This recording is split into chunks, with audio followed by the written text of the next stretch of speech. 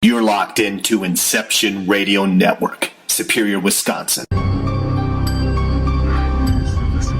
You're tuned in to NightVision Radio, exposing the truth, one secret at a time. Prepare yourself as we explore the shadow worlds of suppressed history, secret knowledge, forbidden religion, and shine a light on the conspiracies to keep it all from us.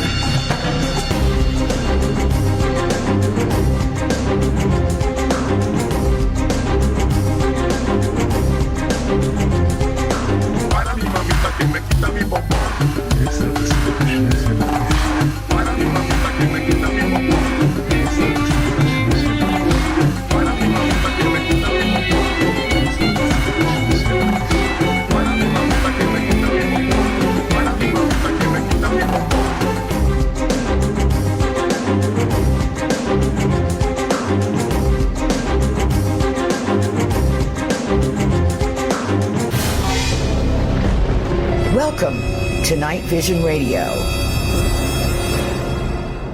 Yeah.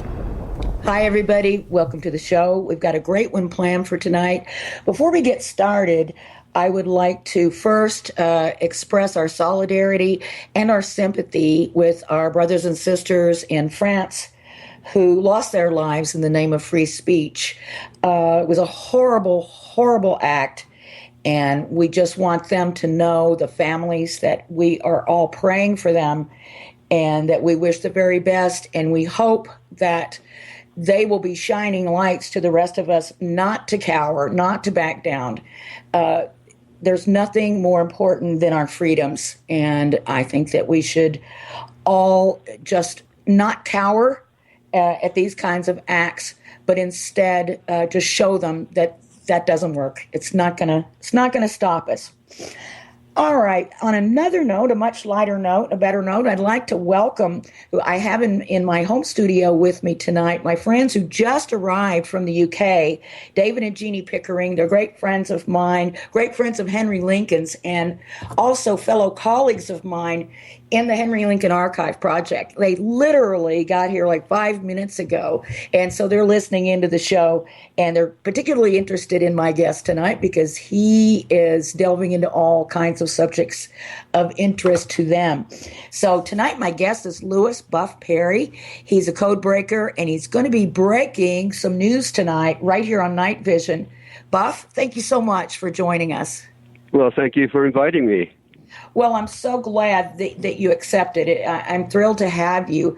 And I know you're going to be breaking some news during the show, but let's talk just a little bit first about, I think you first came to my attention when you did some code breaking on the Shepherd's Monument at Shugborough Hall, made the front page of the London Times, and figured out that strange cipher that was on the monument.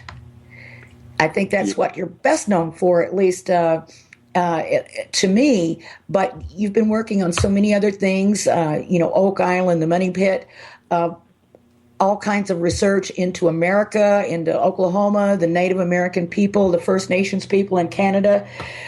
My goodness, you've just been all over the place. It's all related. It is. That's what's so crazy. So where would you like to begin tonight? Well, I guess the Shepherd's Monument. You've introduced that kind of up front, and we could carry on if you wish with the Shepherd's Monument decipherment. That's great. Yeah, that'd be fantastic. Now, what some people may or may not know is the Shepherd's Monument is sort of a reflection of the Shepherds of Arcadia painting by Nicholas Poussin. It's a mirror image, I believe. It's flipped the other way, and there's a coded message on it, and it stands on the grounds of Shugborough Hall in the Midlands in England. So why don't you take it from there, Buff? That's correct. It's the second Shepherds of Arcadia, or Et in Arcadia Ego, by Nicholas Poussin. The first actually resided, at least a copy of it, in Shugborough Hall itself for a period of time. But it's the second and we can't say really copy, but the second edition of Shepherds of Arcadia that is carved in marble in reverse relief from what it would look like if you were looking at it at the Louvre, which is in the documentary Lepis Exilis, where I'm describing some of the aspects of it. And that, if you could just tell about that particular cipher, what does it say when you look at it, and how did you manage to break that particular code? Okay, there is a line of letters, OUOSVAVV, and lowered from that line to the left and to the right is a capital D and a capital M. And all of the upper line is also capitalized. The letters have periods after each of them except for the final letter, which is part of the code. Why that doesn't have a period after it. And of course, the D and the M are part of the code. D equals 500, as I think probably many people know, and M is 1,000. So we've got together 1,500, represented by D and M. In my decipherment, the O is one of the four ways of sounding the Hebrew article the, like ha, right? So what happens in Hellenic Hebrew is the omission usually, not always, and I shouldn't really say usually, but in many examples of the H. So rather than it being H-O, it's just O. A really good example of how that H drops, the H sound, the H phoneme drops, is in terms of Hellenic Hebrew, it can be found in Har Megiddo becoming Armageddon. So Har becomes R, and this is a constant. It's not in every instance, but it's in many. And I don't know what the percentage would be, but it is in many. So Ho is also the Greek, one of the Greek articles for the, which is interesting. Ho, ha, he, and so forth are how you pronounce the article the in Hebrew, but there are several different sounding ways of saying the in Greek. So ho is also a way of saying the in Greek. So the O in that line is the. The UOSV that follows after the O is Joseph. Yep. And the AVV is Avav. Avav is a Hebrew word that means the following: to be bright or fresh, to thrive, to bloom, to yield blossoms. It also has to do with sprout. Avav actually does also mean sprout. It is the root for the what's called the fruit month in Hebrew, which is Av, like Tish B'Av, which is the 9th of Av in Hebrew, and that's a very important and kind of holy month and day of that month because of the destruction of the temple, and then also the second destruction of the temple are both supposed to have happened on the 9th of Av. And it means also thriving vegetation, fruitfulness, things like that. So that's the OUOSVAVV. When I realized what that could be decoded into, I couldn't figure out how does the 500 and the 1,000 relate. And then I thought, okay, well, let's go to Genesis and find all of the verses to Joseph. And let's remember now, Joseph is the oldest son of Rachel who was the favorite wife of Jacob or of Israel.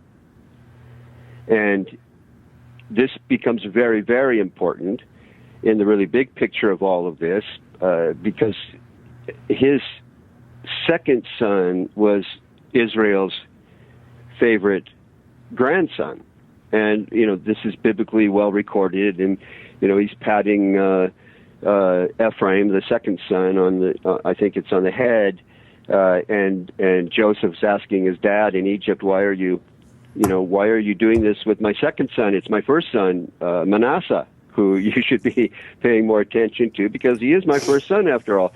And then Jacob, or Israel, explains to his son Joseph, who is also his favorite son of all the sons, that Ephraim really is his favorite of the grandchildren. And Ephraim is the plural in Hebrew for fruit. So that's fruits then. And so when you go to the 1500th verse of Genesis, you get into a region around verse 24, 22, 24, and what we're finding there is that Joseph is called both the shepherd and the stone of Israel. Israel meaning Jacob. But that Israel becomes the nation. And then 49:22 has Joseph called the offshoot of a fruit-bearing tree. Ephraim's tribe, or Ephraim himself, bears a name that means fruit or fruits. And I'm going to fast forward to a point here.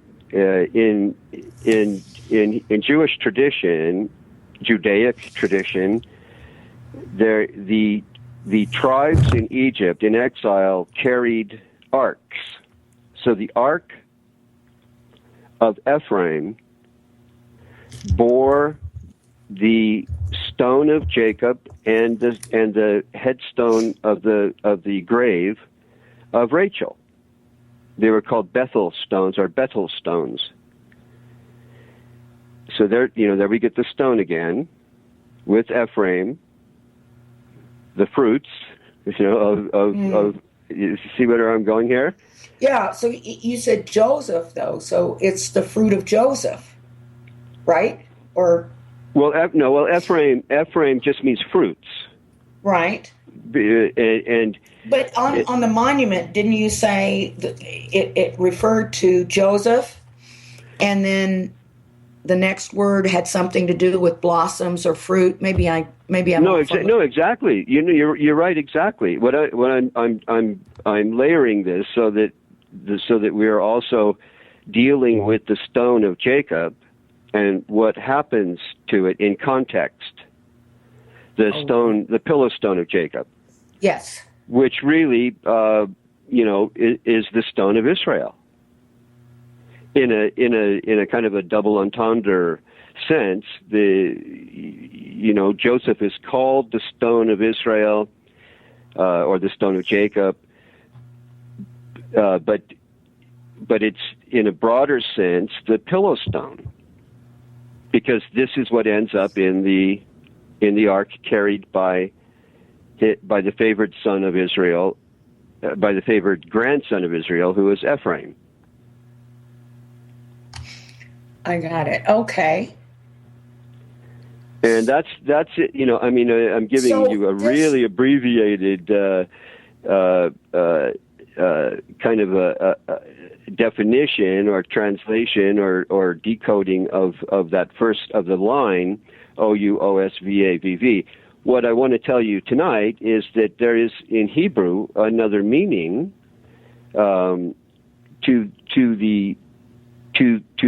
that is found within those letters consecutively in the above part of it, and that's the last three letters, and that meaning is hollowing.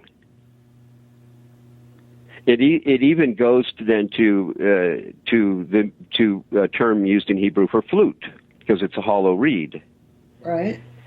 So hollowing. Now we're going to now we're going to an issue, and this was a masterful and very, very clever codification.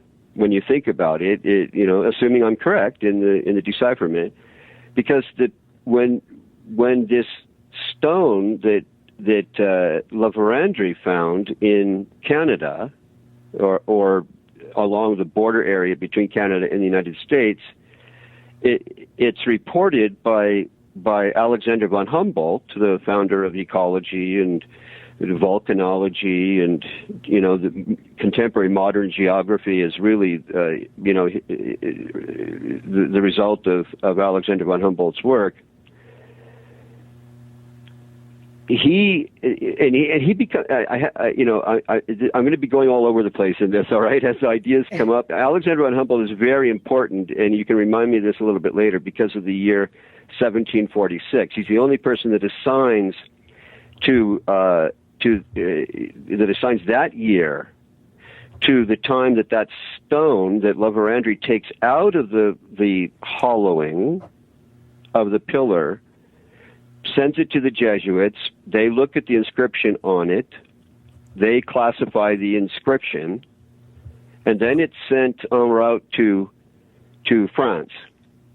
And it was supposed to be ending up with the Count of Maurepas, the Secretary of State for King Louis XV, but it was intercepted by Admiral Anson in 1746. In 1747, the same Admiral Le Jonquière actually was arrested by Anson and brought to London, and he was imprisoned there for a short period, and then he came back to Canada and he became the Governor General. So, we're trying to cram into a nutshell, a huge amount of information and material here, and I'm trying to abbreviate it as much as I can. Sure. Well, it's so many layers and threads. It is very complicated, but it's interesting. So, are you positing then that the encoding which you've deciphered reveals the location of the stone? No, and I don't agree that cipher does that, or that there are pointers carved into marble that do that. Whether it's any body part fingers that are pointing or otherwise. I don't agree with that. I think all that's being stated is that the stone, arrived at Litchfield Estate, and that it's very much intimately bound up with what Nicolas Poussin was depicting in both the first and the second paintings of Et in Arcadia Ego, or the Shepherds of Arcadia. In that, we've got Rachel and Jacob as the adults in the two paintings, and then the two sons, Benjamin and Joseph. The argument, the contrary argument goes that Rachel died giving birth to Benjamin. So what's she doing there with Benjamin all grown up? And the fact is, in the Bible, in different books that are after Genesis, when Rachel is referred to, she's cited as being heard weeping over her children who are no more. So there's a kind of a sense of how she continues to haunt the Bible. She goes right into the New Testament, but it's Jeremiah especially where there's a poignant reference to her about being heard crying, weeping over her children who are no more, and that can have all kinds of meanings, and we don't need to really get into all of those right here and now. What's important is that there is a sense that Rachel becomes eternal in reference. When everybody keeps hearing her crying over these children who are no more. So the Nicolas Poussin is just upholding that when he's depicting her with her grown children. Yes. Yeah. Now, why would that be? Well, her name, pronounced in Semitic phonology, sounds very much like Grail. Rahel is Rachel. And I'm arguing that Nicolas Poussin was part of an inner circle. Call it by, any of the names that it often, that are often assigned to it. He was definitely part of the Jesuit inner circle, in that he did a portrait of Ignatius Loyola, the founder of the Jesuits. I mean, not to forget that, the Illuminati sprang out of a Jesuit university in Bavaria. And that's important to keep in mind, what the real role of the Jesuits have been through time, and we now have a pope who's Jesuit, first time ever. But he painted Ignatius Loyola. The Jesuits loved the painting. He's brought to Rome, where he's with Claude Lorraine, and they're working together with the Jesuits in Rome.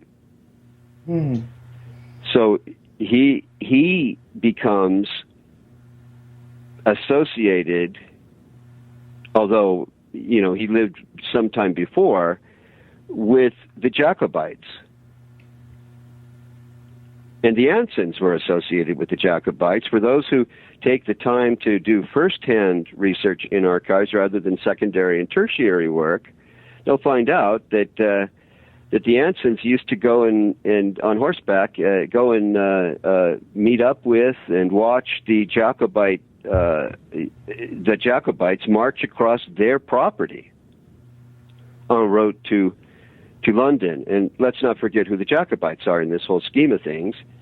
They wanted to bring the Stuart dynasty back onto the throne after King James II in 1688 was removed and replaced by William of Orange. That's what the whole Jacobite movement was about, to reinstate the Stuart line. So it's important to understand that when King James was deposed,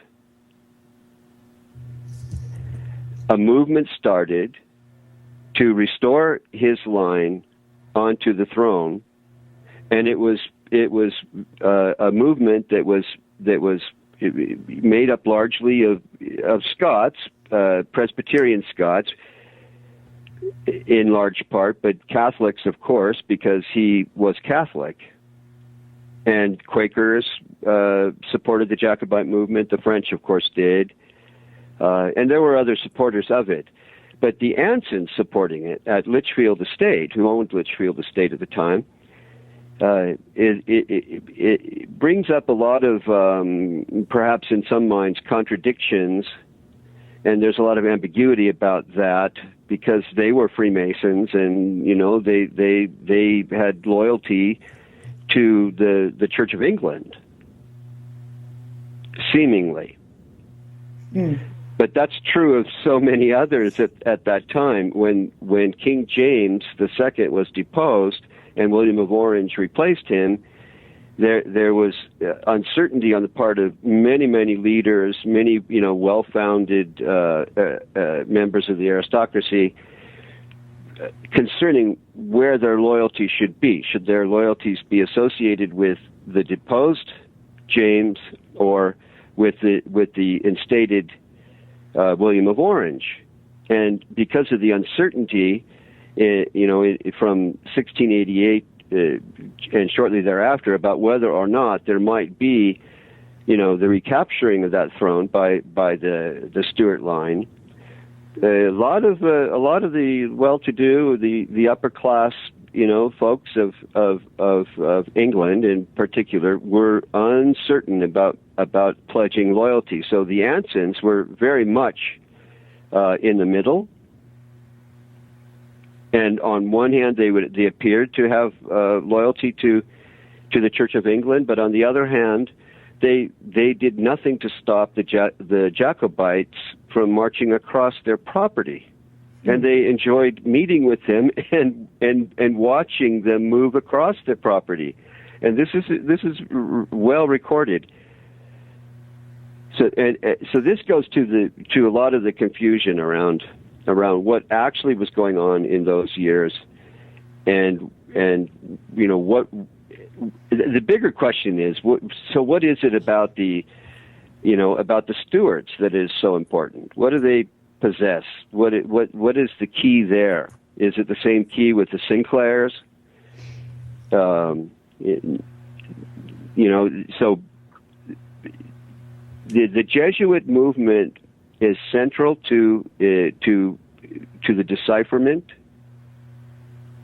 The Jesuit movement is not foreign to Rosicrucianism and Freemasonry in its own practice of those secret societies, and within those secret societies, and we know that they engaged them. We know that they were part of the Count of Maurepas, who was the Secretary of State under King Louis XV. They were part of his empire in France, especially when King James II fled.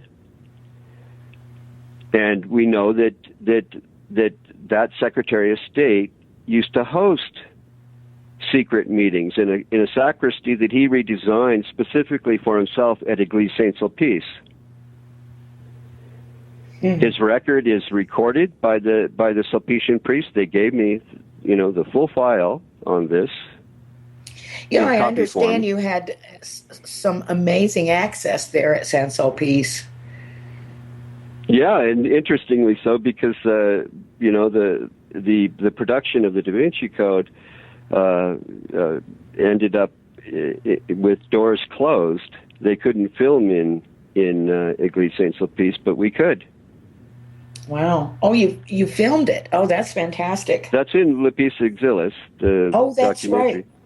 I just watched that again recently, and but I've been to Saint-Sulpice a few times, and we did manage to get some access, but weren't able to take any pictures or anything like that. It was just for our own study, but we managed to go downstairs to the water source and in different places where normally they said, we weren't supposed to be able to go. I don't know how true that is, but we're going to take a break in about 2 minutes or less.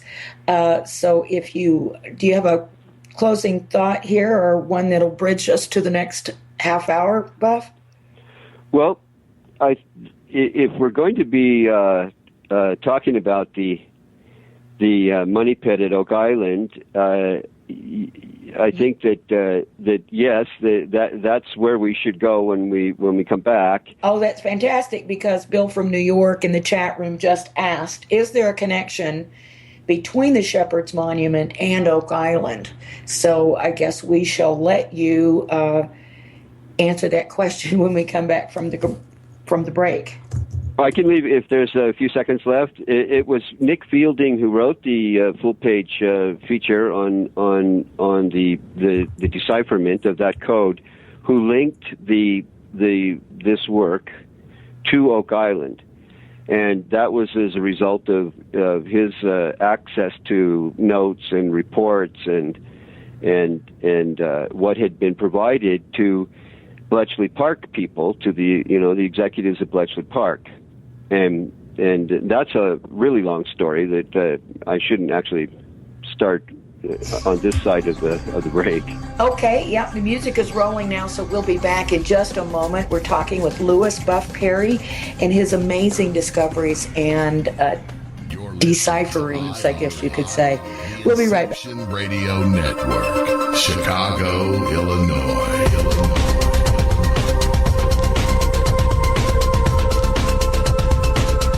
Are you a fan of Inception Radio Network? Do you reckon it's the best alternative talk radio station on the planet? Well, if you do, head to facebook.com/Inception Radio Network and like the page. Tell your friends, spread the word, and keep listening to the best.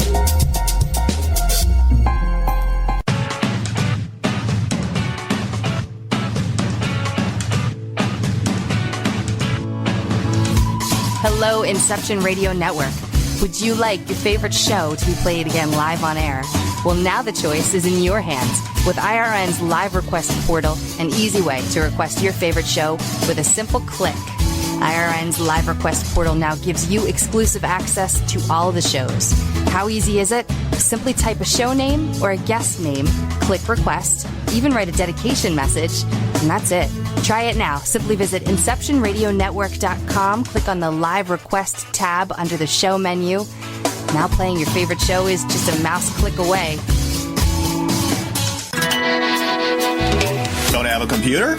Is your internet connection down? Don't worry. Use your trusty cell phone or landline and call into our listen line at 401-283-6700 to listen to the Inception Radio Network 24/7. Again, that call-in number is 401-283-6700. For the Inception Radio Network, I am MJ. You didn't forget what's coming up tonight, did you? Hi, Inception Radio Network listeners. This is Amanda. Never miss that interview you were looking forward to or the show on your favorite topic. Follow IRN on Twitter, I_R_N, and get reminders about the evening's live shows as well as fun and important updates throughout the week. That's I_R_N, and never miss a great show again. Psst. Are you looking for a cure for boredom? Never worry. IRN's new interactive website introduces a number of ways to pass time while you listen to your favorite show. Choose anything from the IRN chat lounge, the game lounge, video lounge, or the mood lounge. These fun, exciting features let you chat in real time with fellow listeners, view live skywatches, play daily posted online games, or pick a show based on topic. The choices are endless. Use your time wisely, keeping it all on IRN. Hey IRN listeners, make sure you tune in to NightVision Radio with René Barnett. René will be exposing the truth, one secret at a time. When? Thursdays. Every Thursday, 10:30 p.m. Eastern, 7:30 p.m. Pacific. Where? Right here on IRN.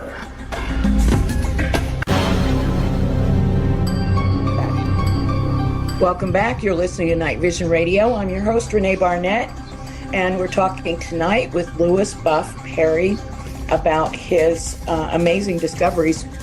We've been spending the first half hour of the show talking about Shugborough Hall and the Shepherd's Monument on that property. Its links to the Poussin painting, Shepherds of Arcadia, and further mysteries. And we had a question just before the break from Bill in New York. Is there a connection between Shepherd's Monument and Oak Island? Buff? Well, the connection was actually made by Nick Fielding, who was the intelligence expert journalist for the London Times when he went through my material and some other people's material as well. And he drew from all that he had poured through this connection to Oak Island.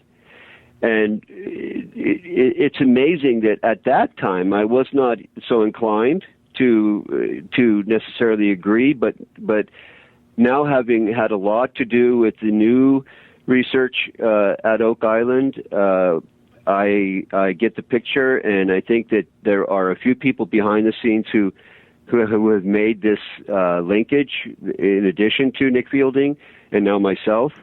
But I would say now that, there's definitely a connection because of what was obtained by Admiral Anson from the La Jonquière fleet in 1746 and 1747, but especially in 1746. The fleet that we're speaking about was one associated with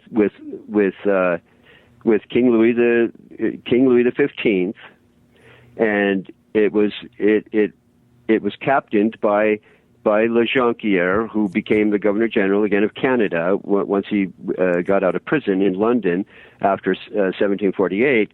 But what did he have on board the fleet?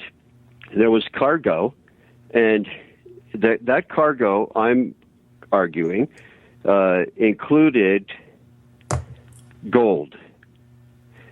It turns out that Sir William... From where, though? From the money pit. gold from the money pit. Yeah. And see, in 17... go ahead. Are you also saying, and forgive me if I heard wrong, but that is that the same person that also brought the stone? Yes, we know that. We know he was the only admiral who was, who was in charge of these large fleets that were going back and forth between New France and France. Mm-hmm. And especially the area of Nova Scotia, where the Money Pit and Oak Island are. He again, according to Alexander von Humboldt, and this year is extremely important, 1746, because others argue it was earlier. The question is, what is it, and how is it that Alexander von Humboldt came to this year of 1746 when the stone tablet, the inscribed stone tablet, was shipped. Why did he cite that year? And he did it in more than one book. He did it in 2 or 3 books because he knew about it. He knew the inner account of the shipment also of gold. So, and there's some very, very interesting evidence about that gold, and that goes to my contribution to the current research going on with Oak Island. There are several aspects to my, to what I'm contributing, but in terms of the gold, let me cite something for you. Okay, this is just a note I have. Moreover, there is sound archival evidence that La Jonquière was in 1746 and 1747 attacked by Admiral Anson, who recorded his capturing of booty in the form of the inscribed stone tablet and of gold. Quote, "It is known Louis XV sent ships laden with supplies, including 852,000 pounds of gold coins. But 2 ships are recorded as being damaged in an encounter with the British, after which they limped back to France." So we have an account, and it turns out that this gold was headed for the Jacobites, to finance the Jacobites. I had started to get into the sort of the preceding activities, and let me do that with you right now. There was a shipwreck on the Concepcion, of the Concepcion, which was bearing gold and silver back in the 1600s. And William Phipps, who was a shipbuilder out of Boston, once he found the shipwreck, and we're talking about an area just outside of the Bahamas. Once he found the shipwreck, no one had plundered it yet. He took all the silver, and this is well recorded. He took all the silver off of it, brought it to King James II in 1687. 1687, King James was still on the throne. 1688, he wasn't. So what we have is all the gold still left on that wrecked ship, but the silver having been already delivered to King James. So then the question becomes, what happened to the gold? Right. William Phipps he was knighted. He was knighted by King James. So obviously he's going to have some loyalty, even though there was friction. He's going to have loyalty to the man who knighted him, to the king, to the monarch who knighted him. And there's the general prevailing idea and theory is that his loyalty shifted to William of Orange, and he brought the gold to the money pit at Oak Island and hid it to provide to William of Orange. But now here's the issue. We know that mysteriously a huge amount of gold coinage was delivered to was intended for delivery to the Jacobites in 1746. The last major Jacobite uprising was in 1745 with the last battle called the Battle of Culloden in 1746. And the gold there, or let's say gold from somewhere, and it's in the records it's said to have come from a French source, arrives in Scotland after the battle is lost, the Battle of Culloden. And it was intended to finance the Jacobite ongoing rebellion to, bring back the Stuart line to the throne. Sure. All of it, and I can tell you, there is all kinds of history about treasures being stashed here or there to support this or that kind of shift. In monarchy, the Lancastrian treasure was used for the armies. The anti-Yorkists in when was it, the mid 1400s by the Anjou dynasty. Mm-hmm. In the War of the Roses. So in this case, we've got Jacobite gold, and on December 19th, 2007, BBC aired a feature. The title of it is Beach Hunt for Lost Jacobite Gold. And quote, I'll read you this little section of it. Archaeologists hope to find missing French gold sent to Scotland to help fund the Jacobite rebellion. A portion of the money was believed to have been hidden at Arisaig near Mallaig in 1700s. Neil Oliver is leading the hunt for the gold for a new BBC Two series called History Detectives. The money did not arrive in Scotland until after the Jacobites' defeat at the Battle of Culloden in April 1746. So there's that year again, 1746. And Alexander von Humboldt cites that year. The admiral who commanded the fleets that were going back and forth between France and Canada, or then New France, was Admiral Le Jonquière. And so we know that the tablet, according at least to Alexander von Humboldt, and I'll go with him and not the others, that the tablet, the stone tablet, the inscribed stone tablet, was shipped in 1746, and so too was some gold from a French source. Well, what do we have with Nova Scotia? A French source. Yeah, absolutely. So there, we really have only one basic admiral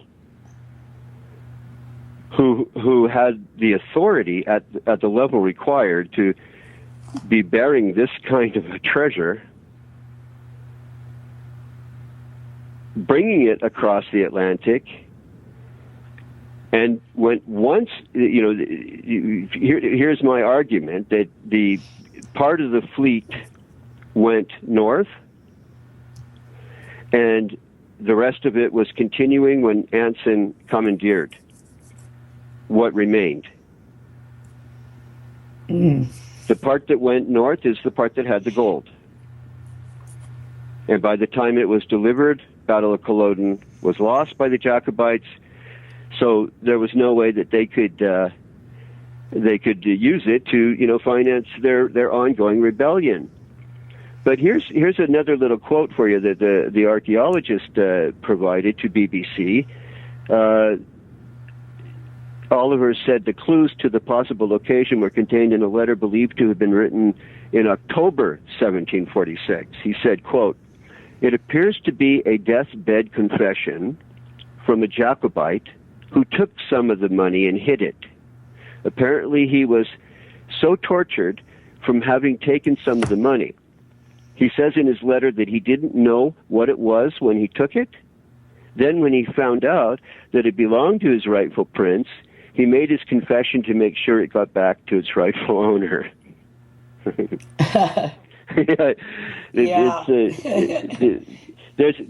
All of what I'm telling you is information that is not being parsed or used at all by the investigators of Oak Island today or over the past decades. For whatever reason, they've chosen the argument of about William of Orange being the ultimate intended recipient of the gold, because these people are they're tending to be very much pro monarchy as it exists today, which isn't a Stuart grouping, and so the so-called Glorious Revolution, as it's referred to when William of Orange took the throne, is what they're pounding. That's what they're arguing. They've totally either overlooked or purposefully omitted the Jacobite activities going on at the same time.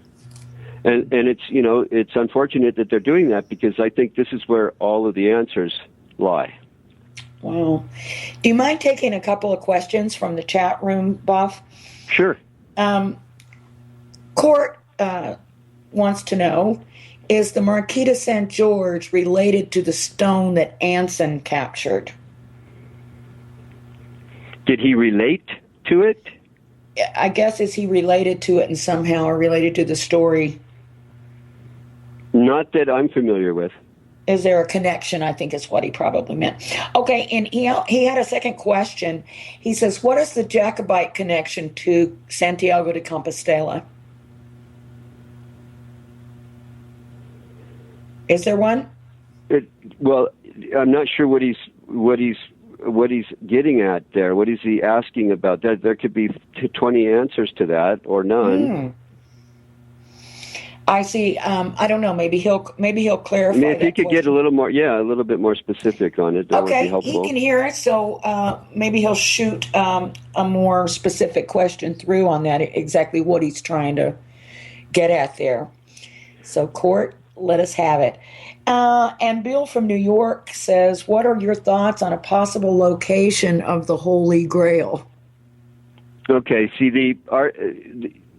there is a view that at the very bottom of the money pit, the Holy Grail, not Ark of the Covenant. Yeah. Not the Ark of the Covenant. Okay, what is the question again?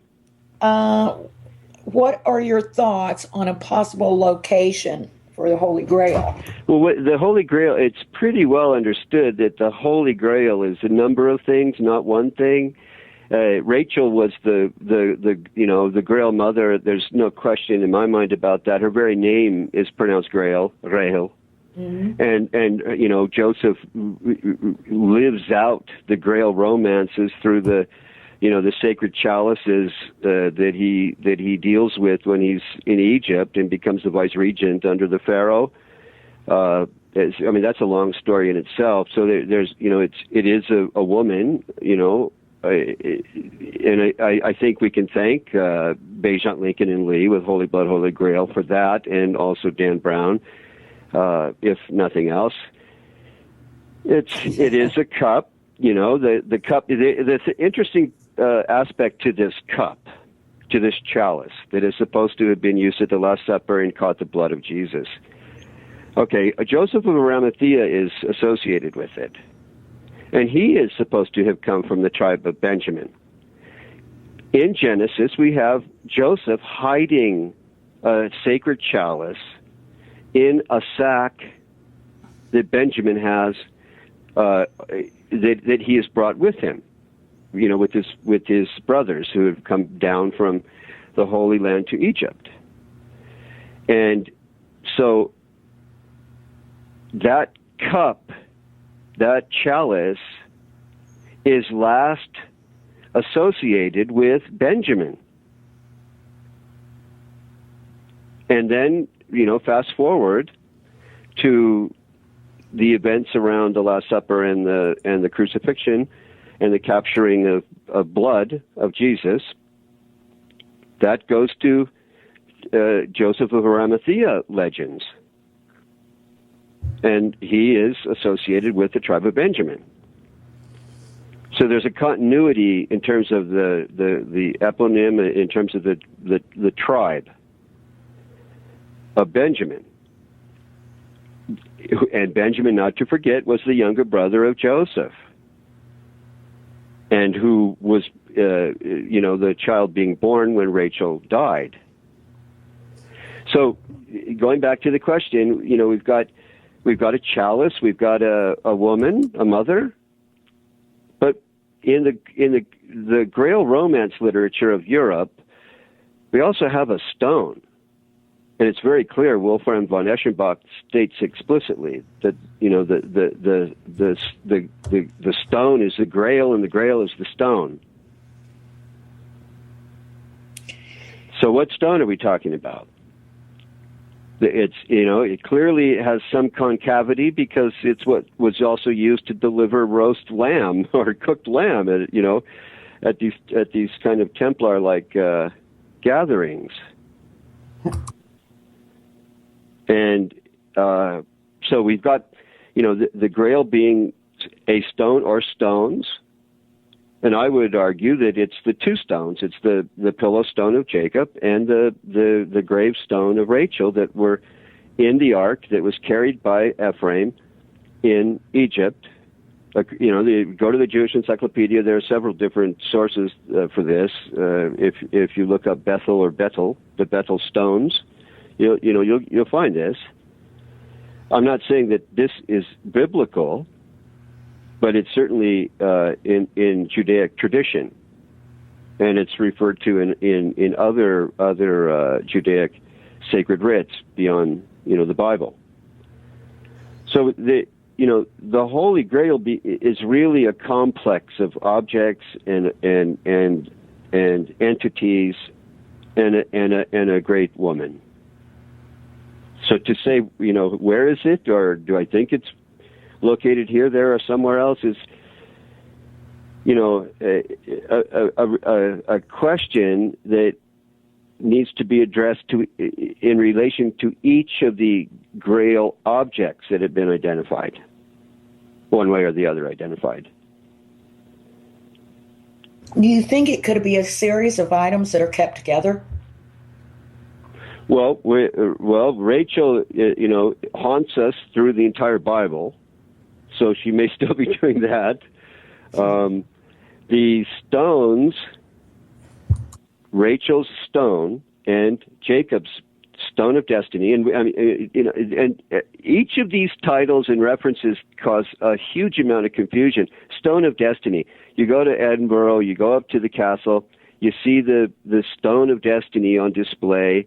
Well, the great Joe Lang, master mason, expert on Roslyn Chapel, probably the best guide they've ever had, argues that that's the most absurd notion that he had ever heard in his life.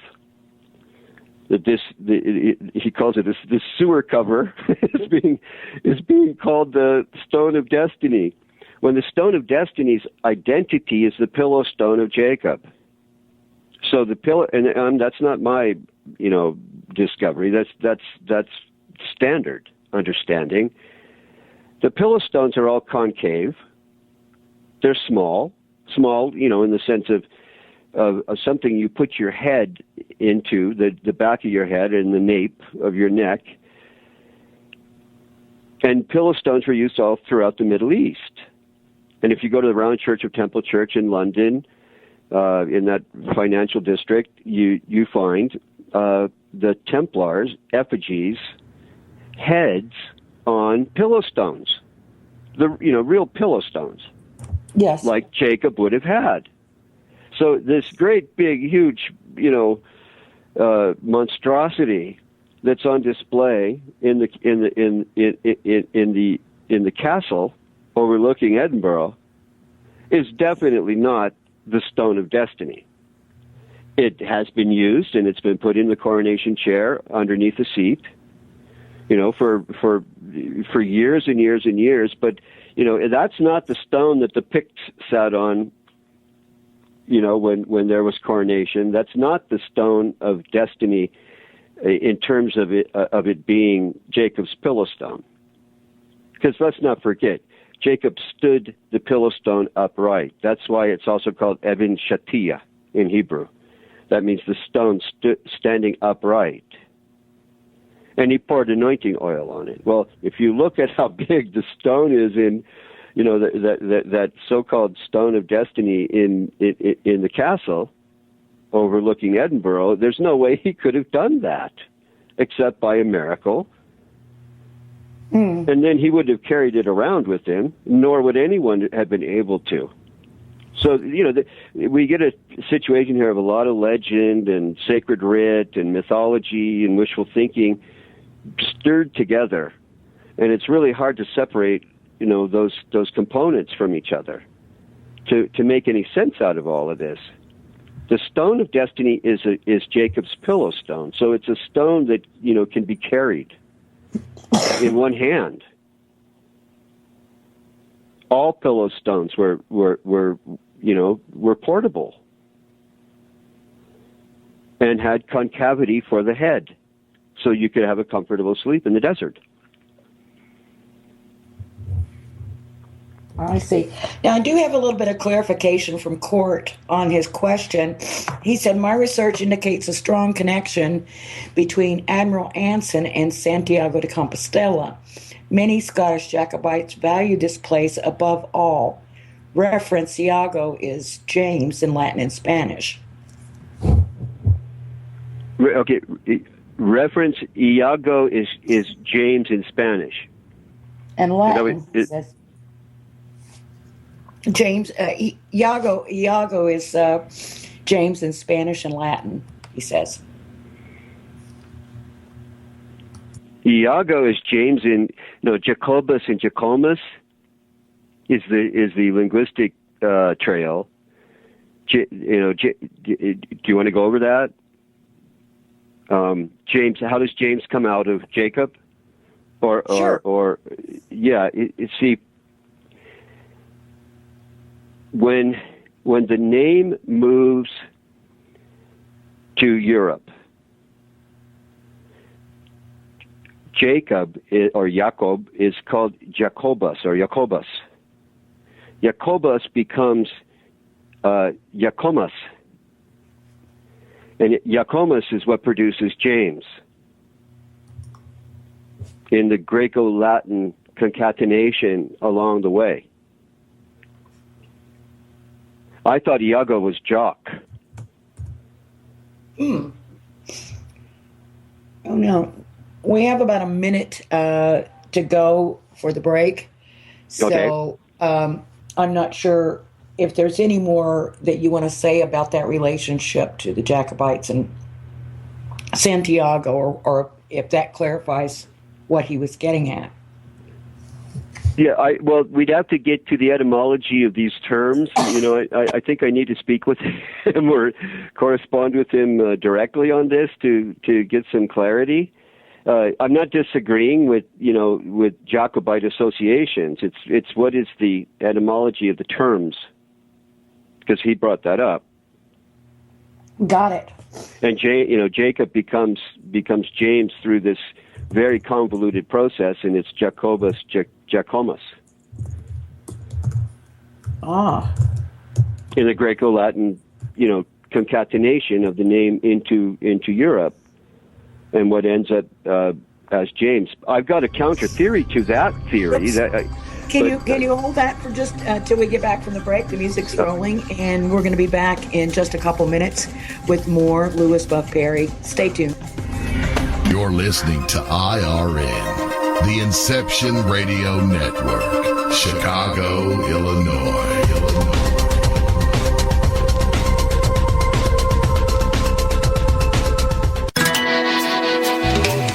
Computer? Is your internet connection down? Don't worry. Use your trusty cell phone or landline and call into our listen line at 401-283-6700 to listen to the Inception Radio Network 24/7. Again, that call-in number is 401-283-6700. For the Inception Radio Network, I am MJ. Do you have a smartphone? If so, Inception Radio Network is the best app for you. Available on iTunes, Android, Samsung, and most other app stores. Just search Inception Radio Network. With the app, you can listen live, check out podcasts of recent and past shows, view our videos, see what shows are coming up, who the guests are, and, via the chat room, send live questions to those guests. You know it makes sense. Check your app store now. Inception Radio Network. I'll see you there. Looking for a cure for boredom? Never worry. IRN's interactive website introduces a number of ways to pass time while you listen to your favorite show. Choose anything from the IRN Chat Lounge, Game Lounge, Video Lounge, or the Mood Lounge. These fun, exciting features let you chat in real time with fellow listeners, view live skywatches, play daily posted online games, or pick a show based on topic. The choices are endless, so use your time wisely by keeping it all on IRN. Hi, Bob Tarmac for MJ'sHealthyWay.com. Are you into vitamins, nutrition, meal replacements, health shakes, keeping your body in good shape, your internal engine going? Boy, do I have a perfect place for you. MJ'sHealthyWay.com. They offer the best service and products, and they'll tell you anything you need to know about any product they have to offer. I get all my vitamins, meal replacements, shakes from MJ'sHealthyWay.com. That's spelled MJSHealthyWay.com. There's so much more at the website. Go check it out. MJ'sHealthyWay.com.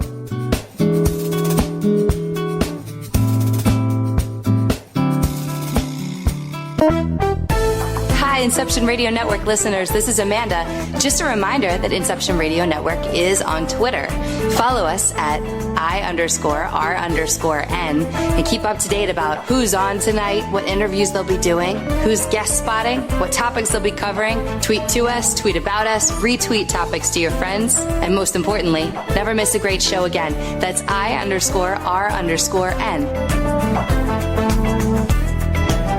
Are you a fan of Inception Radio Network? Do you reckon it's the best alternative talk radio station on the planet? Well, if you do, head to facebook.com/Inception Radio Network and like the page. Tell your friends, spread the word, and keep listening to the best.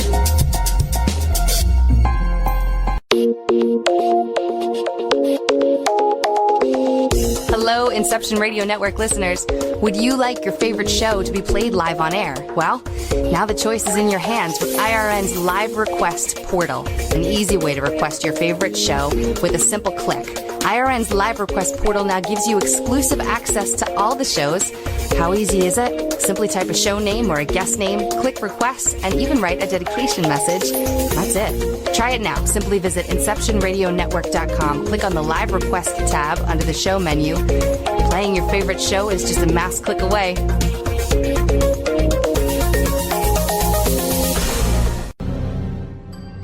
Hey, IRN listeners, make sure you tune in to Night Vision Radio with René Barnett. René will be exposing the truth one secret at a time. When? Thursdays. Every Thursday, 10:30 p.m. Eastern, 7:30 p.m. Pacific. Where? Right here on IRN.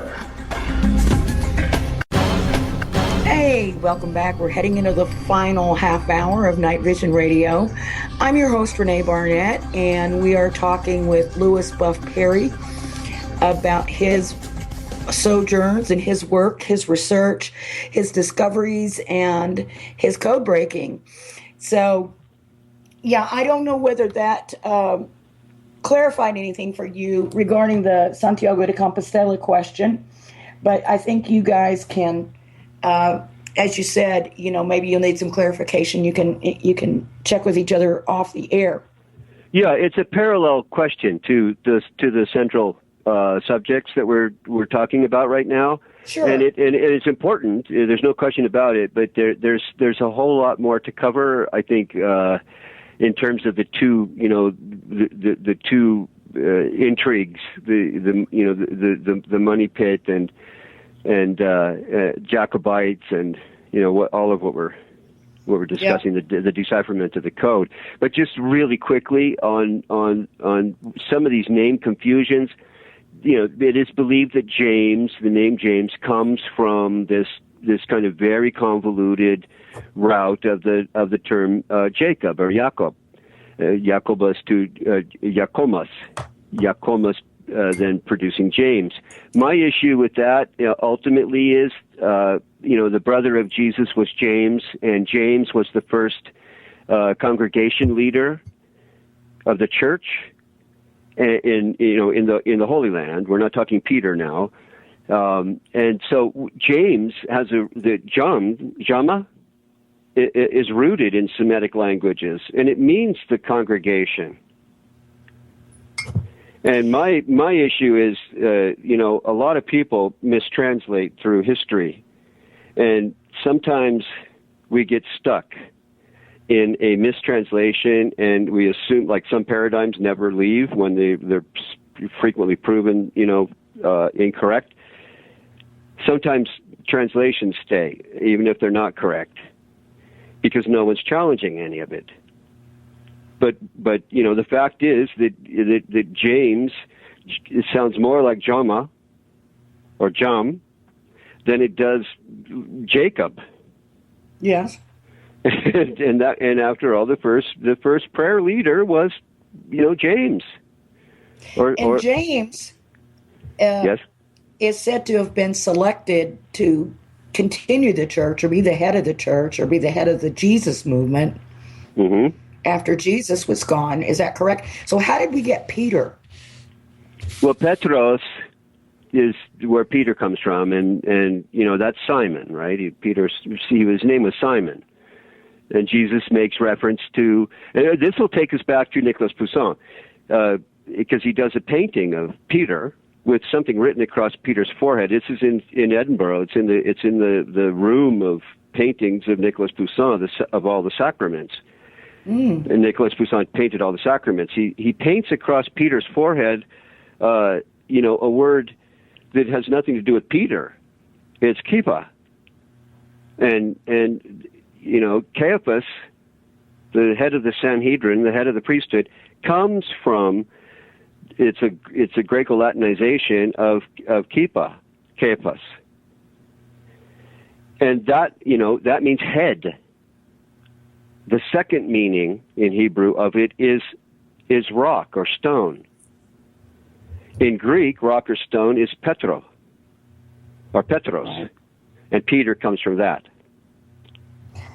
Well, I think that there's a verse that says, something about, oh gosh, now I can't remember, but something about Peter and upon this rock I will build my church. Right. So it's not rock. It's upon this head, this Caiaphas, this new Caiaphas, this new head of the priesthood, Peter or Simon. So because of the mistranslation, we're stuck with Peter. But was it Simon or was it James? No, well, it was both. One stayed and one took it on a mission. That because Peter ends up crucified in Rome. Oh, right. But who would it have been? Would it have been James that was the natural or the choice for leading the church, or was it? But we're in two different places here. Or was it just the apostles carried it outward? When you look at what Paul did, and that's another story altogether, but, there's one that stays at home and the rest that go wandering, spreading the word, the good word as it's translated into. So, you can't have one person doing all those things. Sure, yeah, but when we talk about the church today, the line of succession comes from Peter, not James. So how did that happen? Was right, the line of papal succession, Right. And that's because, of where he ends up being crucified, in Rome. And that's where the Vatican is. I see, yeah. So that's how that happened. Yeah. Got it. But the issue that I kind of misunderstood a little bit when the question about the Grail came up, I was thinking still about the money pit and what's supposed to be buried down there, and there's the argument that there may well be also the Ark of the Covenant buried down there, which sounds preposterous in so many ways.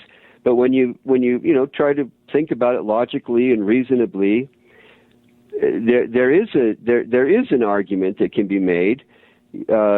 Nebuchadnezzar destroyed the temple, the Babylonian emperor, and that's the last anybody ever heard of the Ark of the Covenant. Well, he had access to all the Phoenician ships,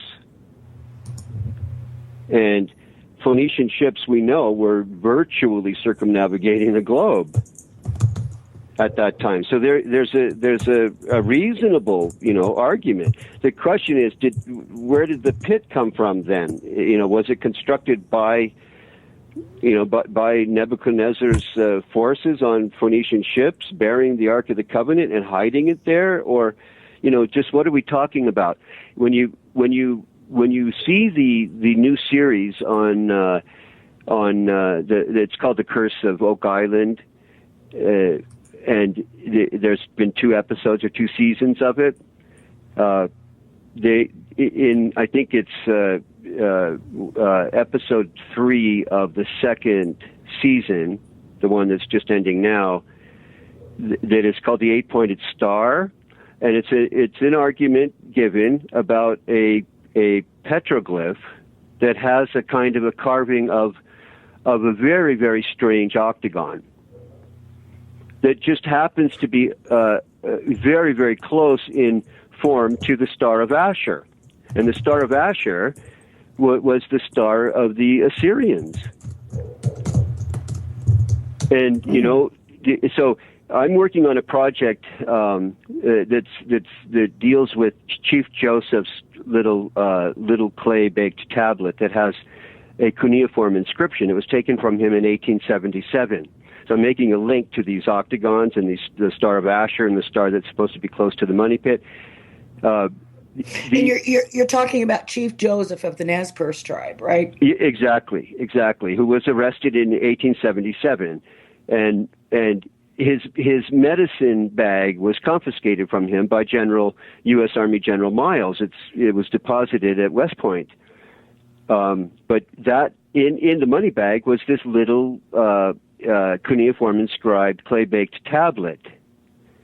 And what's interesting is that Chief Joseph also had a Star of Asher beaded onto a pouch that he wore on his belt. So there's a big mystery around Chief Joseph of the Nez Perce having this Star of Asher beaded into a pouch that he wears, and he's bearing a related Assyrian cuneiform inscribed clay-baked tablet. And it turns out that, Asher, the capital of Assyria, wasn't even excavated until around 1900. 16,000 tablets were found in the excavation and proliferated all over the place. So when people learn about Chief Joseph having this, and it's been vetted, it's been translated by professionals, no one's thinking it's a hoax, but the argument given about why he ends up with it is that, well, there were all these tablets being passed around, but they weren't. They hadn't been found yet. The 16,000 cuneiform inscribed tablets associated with Asher, as in the Star of Asher, that I just referred to, those were not even revealed or discovered until 1900 by German archaeologists. And this is well documented. So there is an argument that can be made that it could be that before the Jacobites, before the Concepcion went on to a coral reef, and all the silver was delivered to King James II, and the gold, some say, was supposed to go to William of Orange or to reinstated King James. That before all of that, there was still a pit. And it was used to hide, very valuable objects.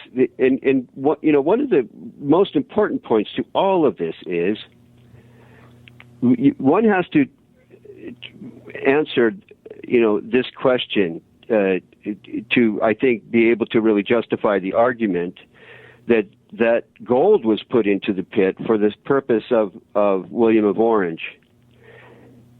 The gold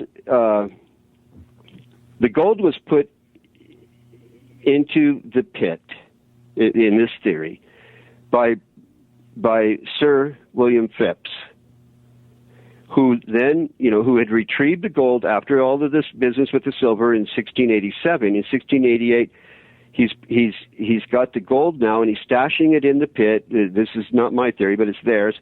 To secure William of Orange on the throne.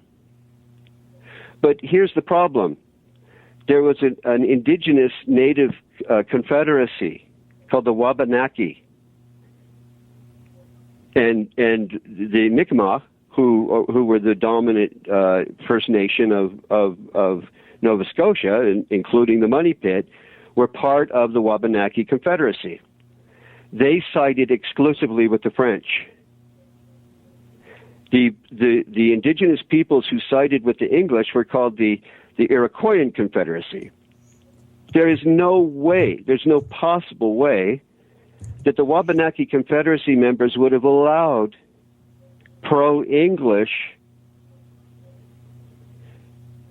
people to take the gold out of, if it was there to begin with, okay, if it was stashed there in hiding, to take it out for a William of Orange, or even to put it in for a William of Orange. It would have had to have been secured for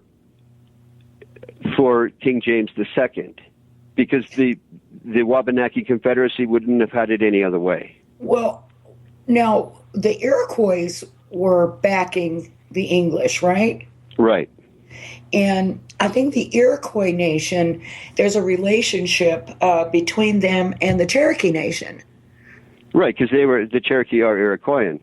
Yes, absolutely. And I've always thought there was some, possibility that some things might have been brought down to the Cherokee people, or somewhere in that region where they ultimately ended up, Oklahoma and Arkansas. But that's a conversation for another day. But but they don't. We can't forget that Trail of Tears, and the mixture of these First Nations was amazing. And the Delaware are associated with the Cherokee, and yet the Delaware are Iroquois, are Algonquian, and that's what the Wabanaki Confederacy was.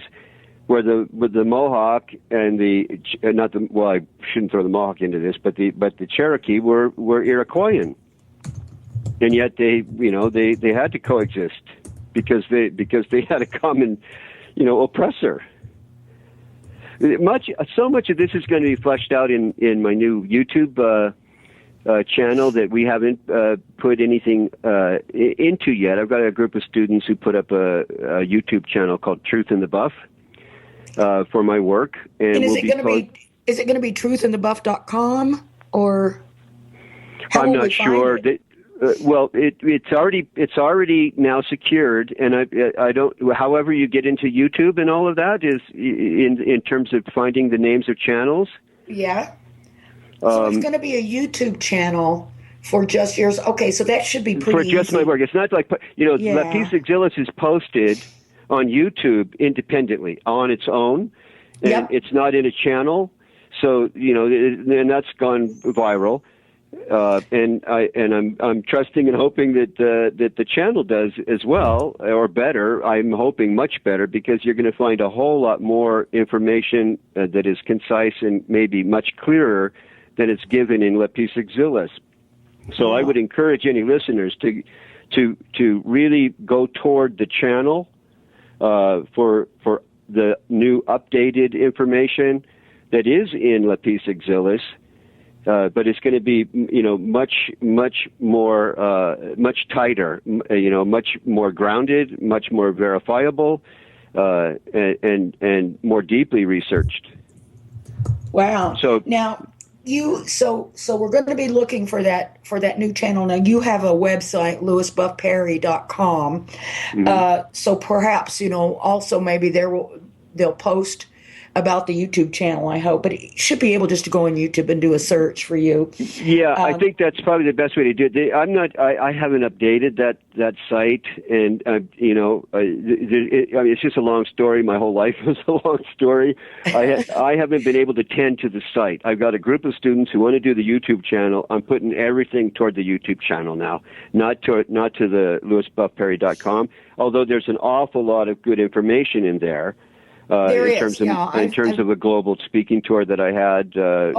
Now, speaking of that, any upcoming events where you're going to be presenting, we'd like to know about that. And, if you have anything coming up, don't you have something coming up this month? I do. On the 28th, the Chief Jim Badger of Sucker Creek First Nation, which is north of where I live here in Edmonton, is hosting a presentation that I'm going to give about the artifacts that have been found and vetted that have cuneiform inscriptions. One is a lead tablet from Georgia. We have Chief Joseph's tablet. We've also got an interesting pre-cuneiform Dillman inscribed tablet, not tablet, but ironstone that was found on Shawnee Creek in Oklahoma.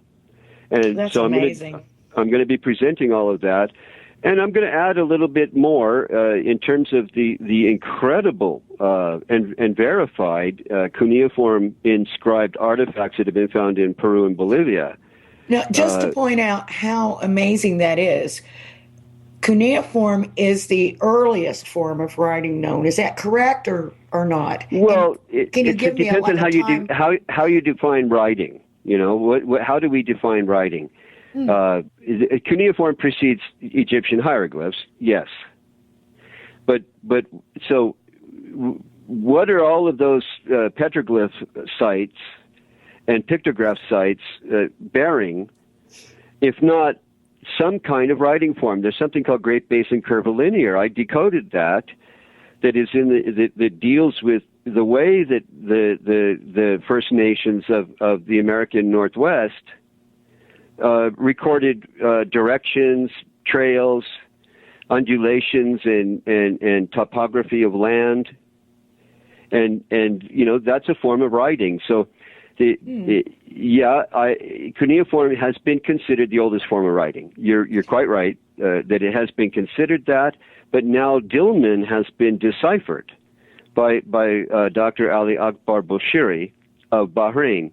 And I have, and maybe I should make mention of this. I was given a section of the cofferdam of Oak Island to present to a sheikh of the Kingdom of Bahrain, who happens to be the brother-in-law of the King of Bahrain, which I did in April of this year. Sheikh Dwayj Al Khalifa is his name.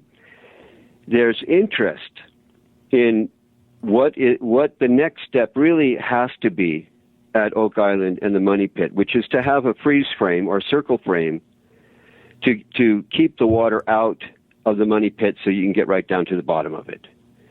That is going to cost tens of millions. We're sort of flipping it maybe from back to front, or front to back, I should say. But can you just describe what the Money Pit is to people that may not know? And what's the size of it? What does it look like? Okay, 1795, two young fellows discovered it. Over time, different groups have excavated and tried to excavate it. They have found that there are platforms made of logs every 10 feet approximately. So 90 feet down, there was this stone tablet found with a recording that talks about, much deeper is X amount of gold. Some say that a parchment, associated with William Shakespeare and Queen Elizabeth was found there.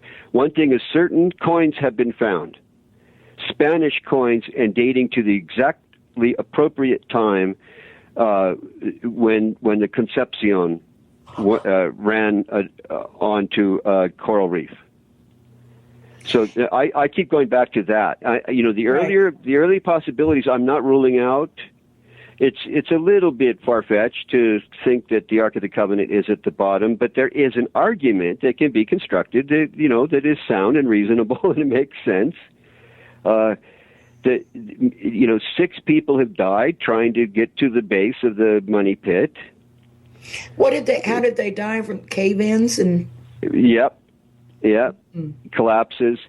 It's a couple 100 feet plus down, in depth, and it has all these booby traps where flood where it gets flooded because somebody has tripped a device that allows for the floodwaters to pour in.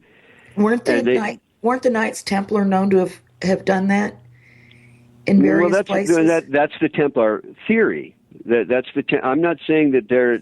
I'm not saying they had anything to do with Oak Island necessarily, but I'm just saying it's reminiscent to me of other stories I've heard about other locations, such as down in southwest France, where things were supposed to have been buried or held for at least a time, but the word is, you have to be really careful when you go down through these caves and these places, because a lot of them were booby trapped. And if you go down, at the wrong time, the water can just come and fill up the whole thing and drown you. So I'm wondering, maybe this was something not just the Templars did, of course, but that just reminded me of that. Is there any evidence that there was a Templar element to it? Good question. I have a personal view that it is almost certain that there would have been Templars coming over here. If Vikings could create settlements in the same area, around and close to Nova Scotia, why would Templars not have found their way here? It doesn't make any sense. Templars could commandeer as well as anyone else the kind of ships that could have brought them over. The argument is that they ended up with the Ark of the Covenant. And I was in Solomon's stables in the early 90s where they excavated, trying to find the Ark of the Covenant. No one knows if they did or didn't find the Ark with any certainty. It's known that there was a plan of Solomon to be able to relocate it under the top of the Temple Mount. But did they excavate the Ark of the Covenant? It's quite possible. And if they did, then where did it go? We know the great sacred menorah is on the Arch of Titus. And that's all associated with the Second Temple's destruction, Herod's temple, which is still, on the Temple Mount and was built around the temple that Nehemiah and Ezra built, a little modest temple that was on the rubble, if you will, of the older Temple of Solomon, once the Babylonian exile had ended and Cyrus had allowed the Jews to return. But there's at the time of once we have the first destruction, the first temple's destruction, there's no more record of the Ark of the Covenant. There are legends, Ethiopia, and so on. Yeah. But if anybody would have found it, it would have been the Templars if it was buried. And I saw where they dug. And I guess that Ethiopia thing carries a little weight because of the Templar presence, or what seems to be in Lalibela and places nearby, with the building of those rock churches. I think those were supposedly Templar, if I'm not mistaken about that. I think we've got about 30 seconds to go, believe it or not. Oh, and no, so this went really fast. I'm hoping I can extract a promise from you to come back again, and we'll carry on. And we'll hopefully you'll have some brand new things to tell us about when you come back. But I do appreciate you coming on, and it's been fascinating. And you've put some new bugs in my ear, I tell you, to go check out. Well, the music's playing. Thank you very much, Louis Buff Parry. Well, thank you, and I'm ready. We'll do part two. Don't forget to check out Louis's new YouTube channel coming right up. Thanks, everybody. Again, it's called Truth in the Buff. Take care, everyone.